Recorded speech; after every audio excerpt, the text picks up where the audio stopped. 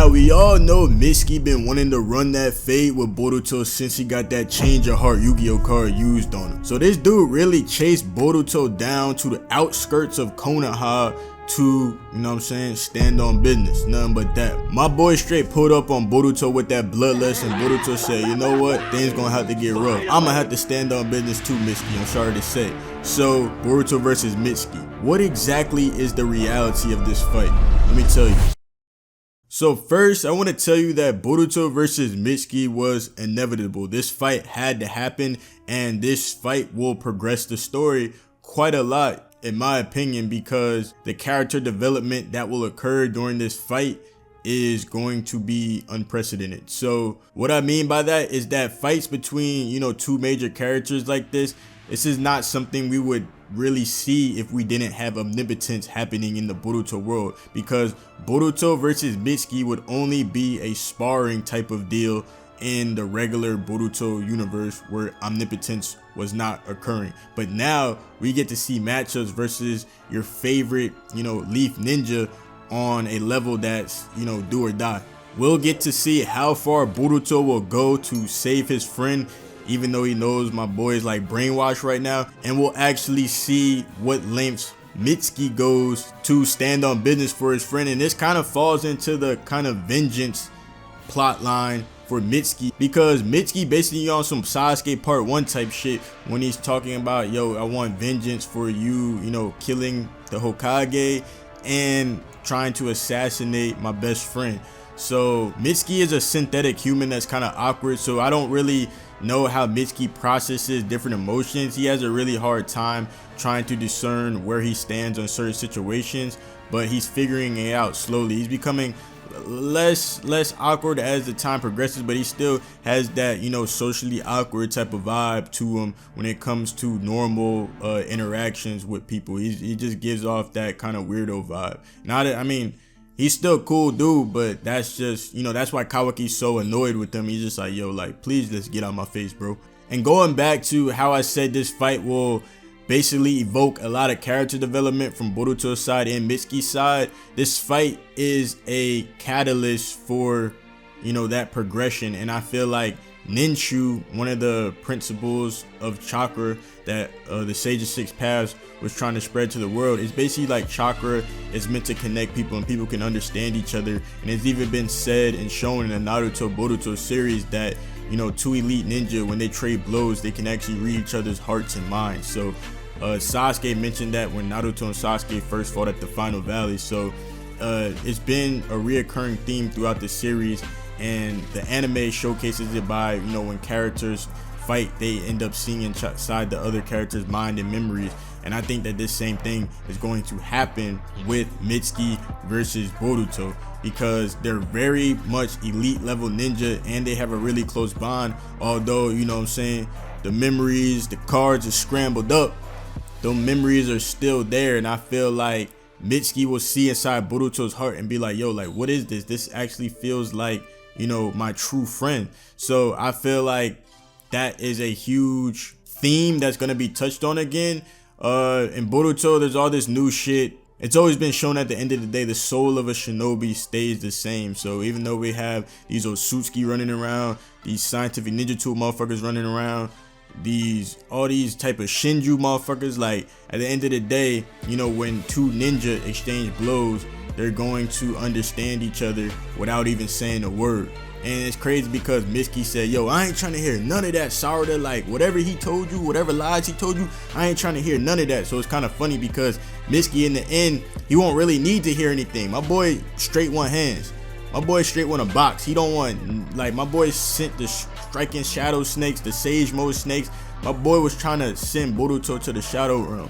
So it's gonna be way like intermittent talking dialogue, but then it's gonna be a lot of emotion just being portrayed through the exchange of blows. And this fight's gonna be crazy. Unprecedented level of ninja action too. We've already seen a whole bunch of ninja action just from Boruto trying to dodge all of Mitsuki's attacks. We already seen my boy done sauce up. So just imagine when my boy Boruto goes on the offense. That joint finna be crazy. This could be one of them fights within the Boruto series, because this is a fight we never would have seen if Omnipotence didn't happen. So the real core of this fight is rooted in emotions, passion. You know what I'm saying? Mitsuki definitely more than Boruto, but it just shows you how ride or die that boy Mitsuki is for Boruto. Now, going into who I think the winner of this fight is going to be, of course it's going to be Boruto. Boruto outclasses Mitsuki easily, but I feel like the intricacies in this fight will come from the fact that Mitsuki is a unorthodox elite ninja, meaning that he has access to abilities that are very much rare, and he's been developed synthetically to be the epitome of, you know, what a shinobi can be. He's a clone of Orochimaru with, you know, all the hacks, all the cheat codes. My boy got the action replay, you know what I'm saying, when they were sitting in there working on Mitsuki. They made him like a more OP version of Orochimaru, so people don't count him out. That Sage mode definitely gonna give Boruto a couple surprises, but at the end of the day, my boy Boruto gonna have to pack that boy up. My boy gonna have to smoke on that Mitsuki pack. And then I think that after this fight closes, Mitsuki will have a clear mind to who Boruto really is through the exchange of blows in combat. And that's really gonna show the true spirit of shinobi that cannot be broken with omnipotence.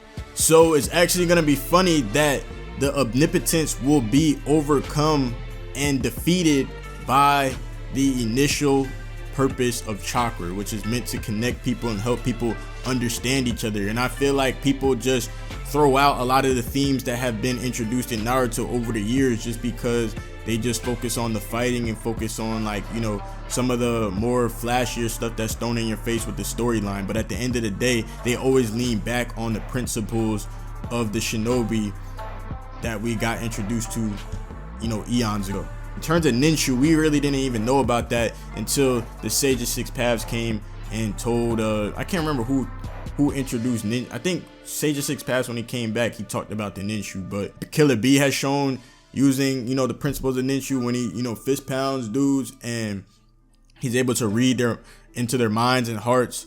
When Naruto and Sasuke fight, they can always see, you know, different stuff inside their hearts and minds, and it just shows you that that connection between shinobi cannot be, you know, scrambled by omnipotence, because you're gonna go based upon how you're feeling versus your memories. Like that's literally going to be what's gonna go against the grain for omnipotence. And I think that at the end of the fight, Mitsuki's gonna have time to reflect. Of course, Mitsuki gonna get, you know what I'm saying, sent to the moon with that Uzumaki, with that Rasengan Uzuhiko. Now, I don't really think he's gonna use Uzuhiko on Mitsuki because he probably doesn't want that, you know, powerful of a technique on his friend, but we're definitely gonna see something saucy. But he's gonna send him back to Orochimaru after he gets hurt that badly, because I think in Boruto Naruto Next Generations, Mitsuki had to go back to, you know, the Sound Village to get repaired after he took massive damage, and Orochimaru started training him a little bit. So I feel like Orochimaru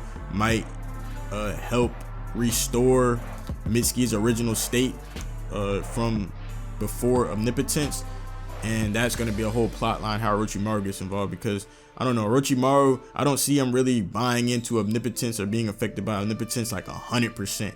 Of course, he might have something in place to where his mind cannot be affected by shit like that. Who knows? It's Orochimaru, and I think that they also talked about Orochimaru coming back at some point to be, you know, a factor in the story. So what other way than Mitsuki being the one who evokes Orochimaru's presence again?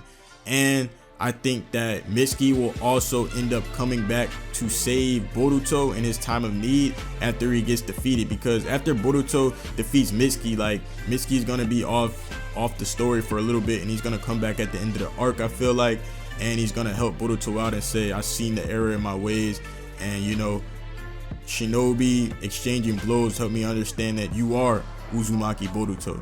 So it's gonna be some shit like that. But I mean, that's my opinion on the on Boruto versus Mitsuki, the reality of the situation, and let me know what you guys think down in the comment section below.